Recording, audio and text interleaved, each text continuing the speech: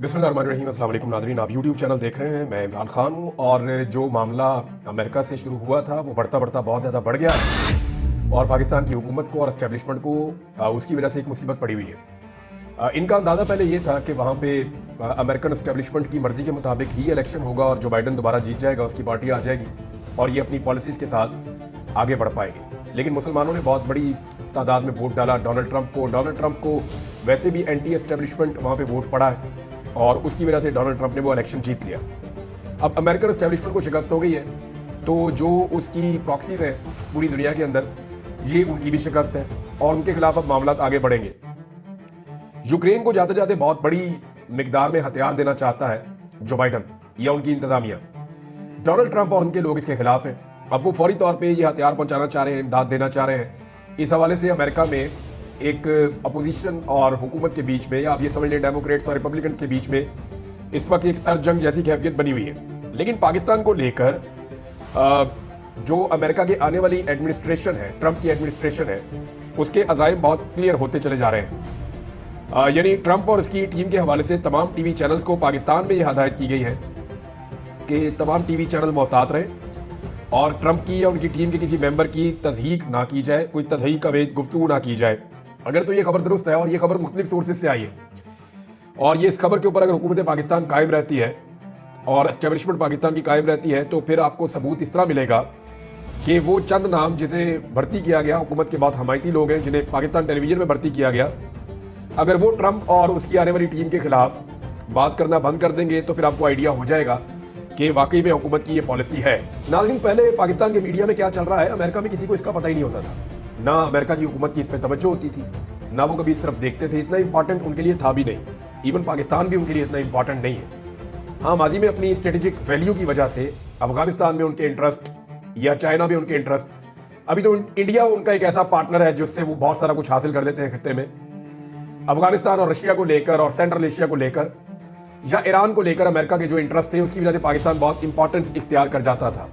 लेकिन अभी सूरत वैसी नहीं है और ट्रंप की दिलचस्पी कोई नई जंगें छेड़ने में है भी नहीं। तो पहले ये होता था कि पाकिस्तानी मीडिया में क्या चल रहा है इस हवाले से अमेरिकन को बिल्कुल परवाह नहीं होती थी और ना उन्होंने कभी इस बारे में सोचा और इसका फायदा पाकिस्तान के सियासतदान और हुकूमतें उठाती थी। हुकूमत ये करती थी कि अमेरिका में जाकर अमरीकी बयानियां, पाकिस्तान में आकर पाकिस्तानी बयानियां, यानी अवाम के सामने अमरीका को गालियां देते थे और अमेरिका के सामने जाकर घुटने टेक देते थे। तो ये एक दोगली पॉलिसी चलती थी पाकिस्तानी सियासतदानों की जानिब से, जिसके ऊपर अमेरिकन अक्सर एतराज भी करते थे और वो रिपोर्टें यही लिखते थे कि पाकिस्तान हमेशा हमारे साथ डबल गेम खेलता है।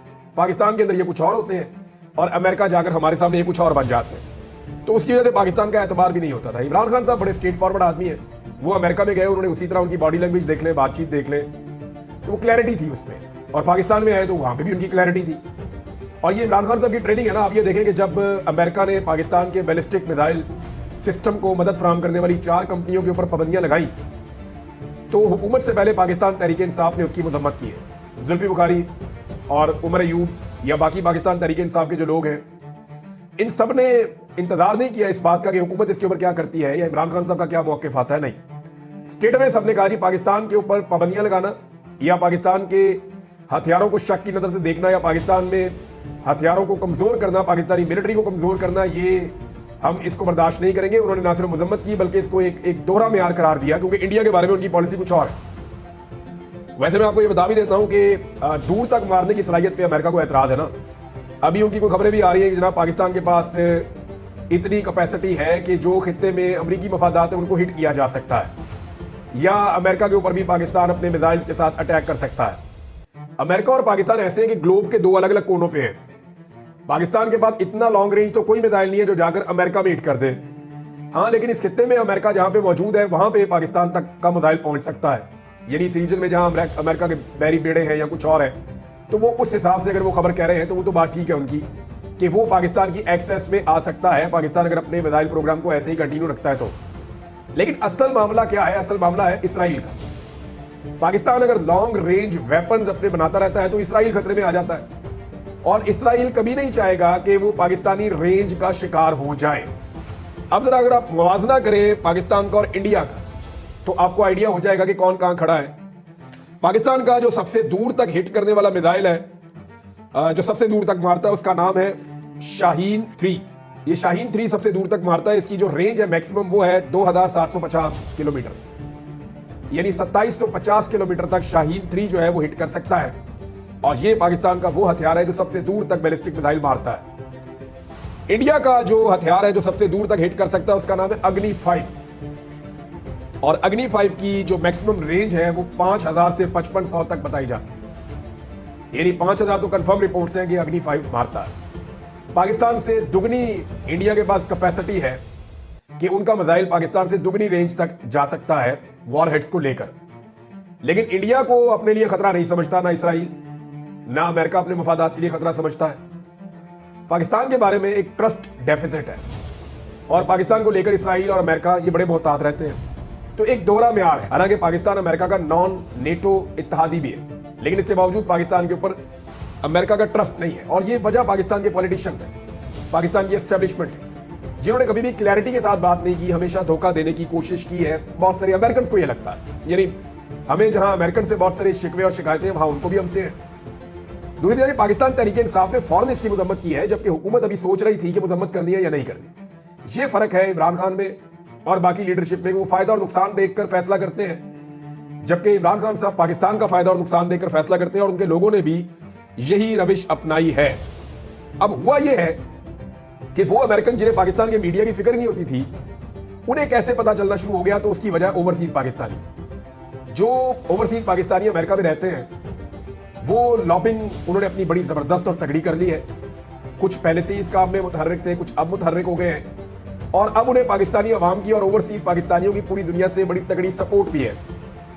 और वो खुल खुलाकर जो है वो पाकिस्तान के लिए लॉबिंग कर रहे हैं। और इस लॉबिंग का इस वक्त जो टारगेट है वो मौजूदा हुकूमत है। पाकिस्तान में जो मौजूदा रिजीम है या उसके सहूलतकार हैं वो उनको टारगेट कर रहे हैं। अब अमेरिकन को वो तमाम चीजें बताते और पहुंचाते हैं कि जनाब आपके बारे में पाकिस्तान में ये हो रहा है और ये किया जा रहा है और ऐसे किया जा रहा है और इस किस्म के जुल्म और ज्यादतियां पाकिस्तान में हो रही हैं। तो लगातार आवाजें उठ रही हैं। अब दो और आवाजें उठी हैं, जबकि रिचर्ड ने मजीद ट्वीट्स कर दिए हैं। एक तो जनाब पाकिस्तान के मीडिया को जब ये कहा गया कि आपने अब अमेरिका की आने वाली हुकूमत के खिलाफ कोई बात नहीं करनी, तो मीडिया में कुछ लोगों ने सवाल उठाए कि सर देखें वो तो ये कर रहे हैं वो कर रहे हैं, तो फिर ये तो वन साइडेड हो गया, ये तो इमरान खान का मौक़िफ़ ठीक था कि हम गुलामी कर रहे हैं। वो फिर उन्होंने कहा नहीं जी, दोनों तरफ से सीज फायर हो जाएगा, आप बेफिक्र हो जाए।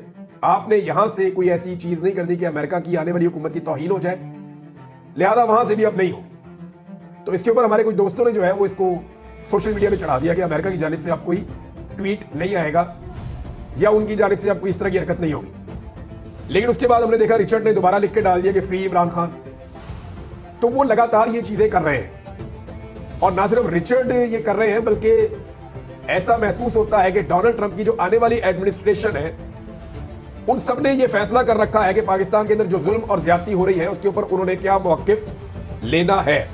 अभी एक एडियानो एस्पेराल्ट है, ये हाउस ऑफ रिप्रेजेंटेटिव के रुकन है, इन्होंने भी एक ट्वीट किया है और ये जनाब अहम अमरीकी पॉलिटिशियन है।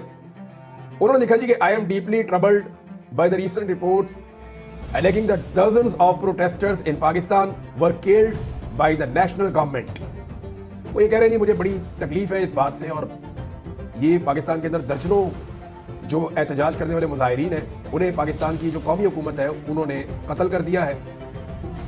और इसके ऊपर उन्होंने ये कहा जी कि उसको कवर अप भी किया गया है इस जालिमाना कदम को, और साथ ही उन्होंने इस बात के ऊपर जोर दिया कि स्टेट डिपार्टमेंट को इन इल्ज़ामात के हवाले से एक साफ सुथरी तहकीकात जो है वो करवानी चाहिए, और इंटरनेशनल पार्टनर्स जो है अमेरिका के उन्हें भी इसके बारे में देखना चाहिए। तो जनाब एक तो ये स्टेटमेंट और आ गया, मजीद रोजाना कोई ना कोई नया बंदा बोलता है जो डोनाल्ड ट्रंप की टीम का हिस्सा है। जॉर्ज गलोवे का बरतानिया में सियासतदान भी है, राइटर भी है, इनका भी स्टेटमेंट आ गया है पाकिस्तान के हवाले से। उन्होंने भी कहा free Imran Khan and all political prisoners in Pakistan. ये उन्होंने भी जनाब ट्वीट कर दिया है और लगातार रीट्वीट हो रहे हैं, 10-10 हज़ार 20-20 हज़ार इनको रीट्वीट्स मिल रहे हैं। इनकी रीच बहुत ज्यादा लगातार बढ़ती चली जा रही है। इमरान खान साहब के ट्विटर को टारगेट किया जा रहा है, इमरान खान साहब के सोशल मीडिया को टारगेट किया जा रहा है, और अब हो ये रहा है कि पाकिस्तान तहरीक इंसाफ के अंदर से चंद आवाजें जो चुनी गई थी कि आप सोशल मीडिया के ऊपर टारगेट कर दें, अटैक कर दें, इसी तरह पाकिस्तान तहरीक इंसाफ के अंदर से अब चंद आवाजें बोलना शुरू हो गई हैं कि सोशल मीडिया को टारगेट ना किया जाए, सोशल मीडिया आईना है। जितना जुल्म होता है वो उतना रिएक्शन देते हैं, जितना जबर और फस्तायत होती है वो उतना रिएक्शन देते हैं। अब मुझे बताएं ना कि इमरान खान साहब को जेल के अंदर एक छोटे से कमरे के अंदर खुड्डे में बंद कर दिया जाता, उन्हें कई दिन बाहर नहीं आने दिया जाता, उनकी लाइट बंद कर दी जाती है, उन्हें एक जुल्म और जबर का सामना करना पड़ता है इमरान खान साहब को शदीद तरीन। और जो पाकिस्तान के अंदर पाकिस्तान तहरीक इंसाफ के पार्लियामेंटेरियंस हैं वो बात जरूर करते हैं, लेकिन उनकी एफर्ट में वो जान नजर नहीं आती जो होनी चाहिए। वो इमरान खान साहब को रिलीफ दिलाने में नाकाम रहते हैं। तब पूरी दुनिया में जब ये खबर बाहर निकलती है तो पूरी दुनिया में एक उसके ऊपर रिएक्शन आता है। अब वो रिएक्शन कितना होगा ये हर आदमी अपने तौर पे तय करेगा। तो हर रिएक्शन एक एक्शन का नतीजा है। ये जो कुछ भी आज सोशल मीडिया पे हो रहा है, ये आज से पहले क्यों नहीं हो रहा था? ये सारा का सारा रिएक्शन है। अगर एक्शन रुक जाएगा तो रिएक्शन भी रुक जाएगा। हाँ, चंद लोग हैं जिनके बारे में आप ये कह सकते हैं कि वो एंटी पाकिस्तान है, या वो एंटी मिलिट्री है, या वो पाकिस्तान के खिलाफ जो है वो एक प्रोपेगेंडा हमेशा से खड़ा करते आए और आइंदा भी करते रहेंगे। ऐसे लोग मौजूद हैं, उनके खिलाफ आप एक बयानियां बना भी सकते हैं और वो लड़ाई चलती रहेगी। लेकिन ये जो हजारों लाखों की तादाद में लोग आ गए बीच में, ये सारे गद्दार तो नहीं हो सकते ना। ये एक्चुअली सारे रिएक्शन दे रहे हैं जुल्म का, जबर का, फस्तायत का, इंसानी हकूक की खिलाफ वर्जियों का। और ये रिएक्शन रुक जाएगा फौरी तौर पे जैसे ही जुल्म और जबर रुक जाएगा, जैसे ही एक्शन रुक जाएगा तो ये रिएक्शन भी रुक जाएगा, चीजें ठीक होना शुरू हो जाएंगी। लेकिन पाकिस्तानियों की आंखों का ऑपरेशन हो गया, ये बात अब हमेशा रहेगी, इससे हम भाग नहीं सकते। इमरान खान साहब का सोशल मीडिया तो टारगेट हो ही रहा है, लेकिन जो सोशल मीडिया को टारगेट करने वाले लोग थे उनके मुकाबले में पाकिस्तान तहरीक इंसाफ से कुछ और आवाजें उठी हैं। जैसा कि बैरिस्टर सलमान नियाज़ी साहब ने बात की है, आमिर मुगल साहब ने बात की है, कुछ और पाकिस्तान तहरीक इंसाफ के जो दरीना लोग हैं वो ये बात करना शुरू हो गए हैं कि सोशल मीडिया जो है वो इमरान खान साहब ही उसकी पॉलिसी बताएंगे ये क्या है। और इनका ये मानना है कि इमरान खान साहब की ताकत और हथियार है सोशल मीडिया, इसे कमजोर करने का मतलब जो है वो पाकिस्तान तहरीक इंसाफ को और इमरान खान को कमजोर करना है। उन्होंने कहा एक अहम नुकता ध्यान में रखना होगा कि तहरीक इंसाफ की सोशल मीडिया टीम सिर्फ इसलिए ही कह सकते हैं जो इमरान खान के ऑफिशियल ट्विटर हैंडल के बयानिए को फैलाती है, इससे हटकर कोई और बयानिया फैलाए वो हमारी सोशल मीडिया टीम हरगिज़ नहीं है। तो इमरान खान साहब का जो सोशल मीडिया के ऊपर बयानिया होता है ना, वो मैंने कई दफा देखा कि पाकिस्तान तहरीक इंसाफ के अच्छे खासे जो अरकान असेंबली हैं वो भी उसको ट्वीट नहीं कर पाते। तो इसको जरा आप समझें थोड़ा सा कि पाकिस्तान तहरीक इंसाफ की जो मौजूदा क़यादत है वो खड़ी है मिसाल के तौर पर 20 पे, इमरान खान साहब खड़े हुए हैं 80 पे, और पाकिस्तान तहरीक इंसाफ का जो सोशल मीडिया है वो इमरान खान साहब के साथ खड़ा है, कभी 80 पे कभी 100 पे। ये नहीं वो इमरान खान साहब से 2 कदम आगे भी बात बढ़ जाते हैं। लेकिन अगर पाकिस्तान तहरीक इंसाफ इमरान खान साहब के साथ आकर खड़ी हो जाए बराबर पे, और जो रद्द-ए-अमल इमरान खान साहब का होता है, जिस बहादुरी से वो लिखते हैं या बोलते हैं, अगर ये यहां तक आ जाए तो फिर सोशल मीडिया के लोगों को ज्यादा आगे बढ़ने की जरूरत ना रहे। तो एक्चुअली हो ये रहा है कि पाकिस्तान तहरीक इंसाफ की क़यादत इमरान खान साहब के बयानिए को मौसर तरीके से नहीं चला पाती, जिसके बाद सोशल मीडिया के वो लोग जो पॉलिटिकली ट्रेंड नहीं है, वो मिडिल क्लास है, वो अपना रिएक्शन देते हैं, वो इमरान खान साहब के बयानिए को लेकर आगे बढ़ते हैं। जब उन्हें डायरेक्शन नहीं मिलती, सिर्फ इमरान खान साहब की एक ट्वीट या एक स्टेटमेंट मिलता है, तो फिर वो अपनी डायरेक्शन खुद बनाते हैं। इसको ये बहुत टेक्निकल है, जो समझदार लोग हैं उन्हें पता चल गया मैं क्या बात कर रहा हूं। तो पाकिस्तान तहरीक इंसाफ और इमरान खान की ताकत सोशल मीडिया है और ये सब लोग जानते हैं। इमरान खान साहब के अपने ट्विटर अकाउंट पे अगर आप देखें ना तो आपको हैरत होगी जो मैं अब आपको बताने वाला हूं। ये अशर बाजवा साहब की एक रिसर्च है, इसको आप देखें तो आप हैरान हो जाएंगे। सन 2022 दिसंबर से लेकर आज के दिन तक का डाटा उन्होंने इकट्ठा किया और ये डाटा बताता है कि दिसंबर 2022 में सबसे ज्यादा जो ट्विटर फॉलोअर्स थे किसी लीडर के पाकिस्तान में, वो इमरान खान साहब के 18.4 मिलियन थे। उसके बाद मरियम नवाज के 7.8, शहबाज शरीफ के 6.4, नवाज शरीफ के 1 मिलियन, बिलावल के 5 मिलियन, जबकि मौलाना फजलुर रहमान के 5,63,000। अब दिसंबर 2024 तक कितना फर्क पड़ा जरा आप ये देखें, इन 2 सालों के अंदर किसको अवाम ने कितना फॉलो किया। इमरान खान साहब के जो फॉलोअर्स के अंदर इजाफा हुआ गुज़िश्ता 2 सालों में वो 26,60,000 से ज्यादा हुआ, 26,60,000 से ज्यादा, और इसके लिए उन्होंने 1 रुपया भी खर्च नहीं किया। जबकि मरियम नवाज बेशुमार पैसा खर्च करने के बावजूद 3 लाख फॉलोअर्स इकट्ठे कर सकी। शहबाज शरीफ 3 lakh followers, Nawaz Sharif 1 lakh follower, Bilawal 1 lakh follower, और मौलाना फजलुर रहमान जो है वो 1 लाख फॉलोअर से भी कम इकट्ठे कर पाए। इसका मतलब क्या है? इसका मतलब यह है कि पाकिस्तान के अंदर जो आवाज लोगों को सबसे ज्यादा अपील कर रही है वो इमरान खान की है। पाकिस्तान के सारे लीडर्स जितने भी हैं, बड़े बड़े लीडर्स, उन सबको मिलाकर जितने लोगों ने फॉलो किया है वो 25% बनता है। यानी इमरान खान के मुकाबले में जितनी पॉलिटिकल पार्टीज हैं, उन तमाम के जो बड़ी लीडरशिप है, उन सबको जितने लोगों ने फॉलो किया पूरे 2 साल में, वो 25% है। जबकि इमरान खान साहब को जो फॉलो किया गया इन 2 सालों में, वो अकेले आदमी को 75% है, हालांकि 1.5 साल से वो बंदा जेल में पड़ा हुआ। अब आप अंदाजा कर लें कि इमरान खान साहब की सोशल मीडिया पे कितनी ताकत है और कितनी तकलीफ होगी इमरान खान साहब के सोशल मीडिया के अकाउंट से। नाज़रीन, अमेरिका के हवाले से एक बात मैं आपको कह दूं कि अमेरिका की जो आने वाली एडमिनिस्ट्रेशन है ना, उसमें एक सोच डेवलप हो चुकी है और एक ट्रेंड उनके अंदर ये बन चुका है कि पाकिस्तान में जुल्म और ज्यादती हो रही है और उस जुल्म और ज्यादती को रुकना चाहिए। अब पाकिस्तान की एस्टेब्लिशमेंट और पाकिस्तान की हुकूमत के लिए ये बहुत मुश्किल होगा। इन्हें बहुत जल्दी ये फैसला करना पड़ेगा कि अमेरिका से टक्कर लेनी है, उनके साथ जंग करनी है, लड़ाई करनी है और उनके साथ एक नई लड़ाई में जाना है, या फिर इन्होंने पाकिस्तान में जो है वो ये 2 नंबरी और फ्रॉड बंद करना है जो बाइडन हुकूमत के साथ मिलकर इन्होंने शुरू किया था। जो बाइडन एडमिनिस्ट्रेशन जो थी, उन्होंने इनको खुली छूट दी है और फिर रिजीम चेंज ऑपरेशन के बाद से लेकर अब तक जो कुछ भी हुआ उसमें इनको मुकम्मल सहूलतकारी मिली है। अब ये सहूलतकारी ठीक 1 महीने बाद बंद होने वाली है। तो क्या इसी पॉलिसी पर चलना है या अपनी पॉलिसी इन्होंने तब्दील करनी है? ये एक बड़ा अहम फैसला इनको करना पड़ेगा, क्योंकि डोनाल्ड ट्रंप और उनकी टीम तो ऐसा लगता है कि अपना फैसला कर चुकी है और वहां ये ट्रेंड बन चुका है कि पाकिस्तान में इमरान खान के साथ जो हो रहा है वो जुल्म है, मुल्क में होने वाली इंसानी हकूक की खिलाफ वर्जियां, डी चौक का कत्लेआम, ये सारी चीजें। और आने वाले दिनों में अमेरिका में, बरतानिया में और कनाडा में, इन 3 अहम मुल्कों में डी चौक के अंदर होने वाले कत्लेआम को लेकर बड़ी ही इंपॉर्टेंट डेवलपमेंट होने वाली है और ये डेवलपमेंट होगी क्रिसमस की छुट्टियों के बाद, डोनाल्ड ट्रंप के सदर बनने से पहले। ये मैं आपको बता रहा हूं और बहुत क्लियर खबर है ये, और ये आप होता हुआ देखेंगे, उस वक्त मैं आपको याद दिलाऊंगा। एक और खबर है नाज़रीन, वो ये है कि पाकिस्तान में जो सफेद इमारत है इस्लामाबाद में, उसके अंदर से कुछ आवाजें उठी, लेकिन इन आवाजों का क्या कोई फायदा है? यानी 3 जज साहिबान हैं जिन्होंने बात की, जमाल मंदोखेल साहब ने, अतरमुल्ला साहब ने और शहजाद खान साहब ने, और ऐसा लगता है कि अदलिया भी भरी हुई है, लेकिन फायदा कोई नहीं, क्योंकि 26वीं आईनी तरमीम के नतीजे में अदलिया को पूरी तरह कंट्रोल कर लिया गया है। अपनी मर्जी के जजों का बेंच बना लिया गया है, उस बेंच के जरिए से अपनी मर्जी के फैसले लिए जाएंगे। बाकी अदलिया के इख्तियारात जो है वो बहुत कम कर दिए गए हैं और अदलिया के अंदर जजों की तैनातियों और अहम फैसलों के हवाले से पार्लियामेंटेरियंस को ज्यादा इख्तियारात दे दिए गए हैं। और एक बैलेंस जो हमेशा हुआ करता था कि जजेस फैसले करते थे कि अदलिया कैसे चलेगी, वो फैसले अब जजेस नहीं कर पाएंगे, वो फैसले अवामी नुमाइंदगान करना शुरू कर देंगे। यानी वही अब जजों की तकरीरें और बाकी सारे मामला पर हावी रहेंगे। यानी जिनके खिलाफ केसेस होते हैं वही बताएंगे जनाब जज किसको रखना और किसको नहीं रखना, और जजेस वफादारी की बुनियाद के ऊपर रखे जाएंगे। जजेस ओबीडियंस, इस बुनियाद पर कौन सा जज किस सियासी जमात से कितना वफादार है, इसकी बुनियाद के ऊपर जजों की तकरीरें अब ऐसे हुआ करेंगी जैसे अपने बंदे लगवाने हैं तो अपने जज लगवाने, ये चीजें होंगी। तो अदलिया का तो सत्यानाश हो गया, उसके बाद ये आवाजें उठने का फायदा क्या है? लेकिन फिर भी जस्टिस अतरमुल्ला ने कहा कि 2017 से मुकदमा सुप्रीम कोर्ट में ज़ेर इल्तवा है, जबकि रियासत हुकूमत गिराने और लाने में मसरूफ है, इदारे सियासी मुखालिफिन के पीछे पड़े हुए हैं। जमाल मंदोखेल साहब ने कहा कि रियासत की क्या बात करें, 3 वज़ीर-ए-आज़म मारे गए, तीनों वज़ीर-ए-आज़म के मुकदमात का क्या बना? बलूचिस्तान में सीनियर तरीन जज भी मारा गया, कुछ पता नहीं चला। असल बात यह है कि कुछ करने की ख्वाहिश नहीं है।